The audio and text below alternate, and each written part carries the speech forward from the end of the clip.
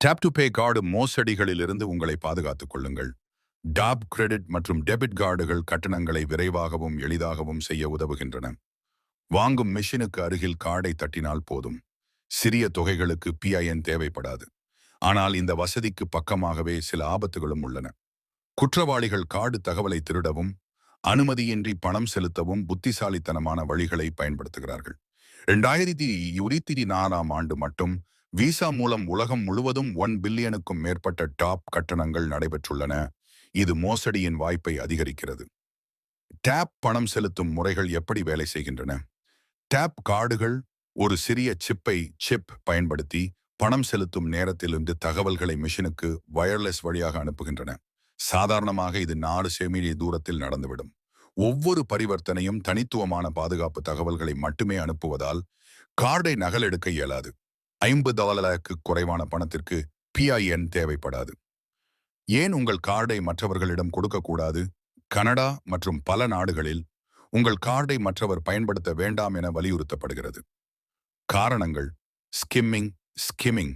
யாராவது உங்கள் கார்டு தகவலை சதியாக நகலெடுக்கலாம். விரைவான மோசடி. சிறிய தொகைகளை ஒரே கிளிக்கில் திருடலாம், கைபேசி போன்ற டேஎஸ் மூலம். பாதுகாப்பு பழக்கம். உணவகங்கள் வணிகங்களில் அவர்கள் கார்டு இயந்திரத்தை உங்கள் பக்கமே கொண்டு வர வேண்டும். கார்டு எப்போதும் உங்கள் கையிலேயே இருக்க வேண்டும். மொபைல் வாலெட் பயன்பாடு.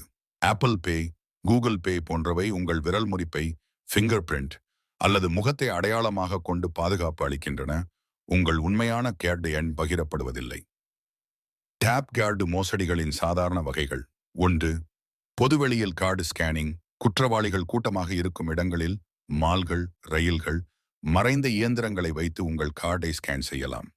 2. ரிலே தாக்குதல், ரிலே அட்டாக்ஸ். 2 பேர் சேர்ந்து உங்கள் கார்டு அருகில் இருக்கிறது போல மிஷினை ஏமாற்றி பணம் பெறும் முறை. 3. தொலைந்த கார்டை பயன்படுத்துவது. யாராவது உங்கள் கார்டை பெறினால் நீங்கள் அறிவிக்கும் வரை சிறிய தொகைகளை டாப் செய்து செலுத்தலாம். உண்மையான சம்பவங்கள்.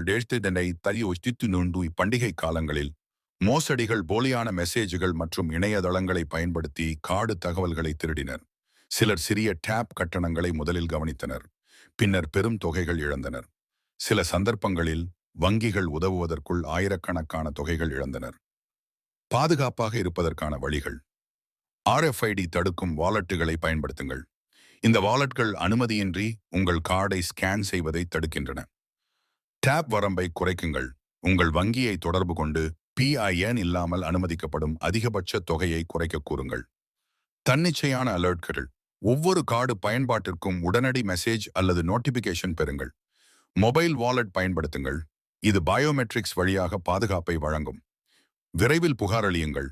பெரும்பாலான வங்கிகள் 24-48 மணி நேரத்துக்குள் புகாரளித்தால் பணத்தை திரும்ப வழங்குவார்கள். இறுதி அறிவுரை. டேப் கார்டுகள் மிகவும் வசதியானவை, ஆனால் இந்த வசதி உங்களுக்கு இழப்பாக மாறக்கூடாது. உங்கள் கார்டை எப்போதும் உங்கள் வசத்தில் வைத்துக் கொள்ளுங்கள். பாதுகாப்பான வாலெட் பயன்படுத்துங்கள். உங்கள் பண பயன்பாட்டை அடிக்கடி கவனியுங்கள்.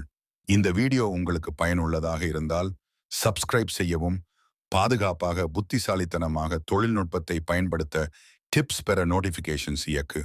நன்றி. பாதுகாப்பாக இருங்கள்.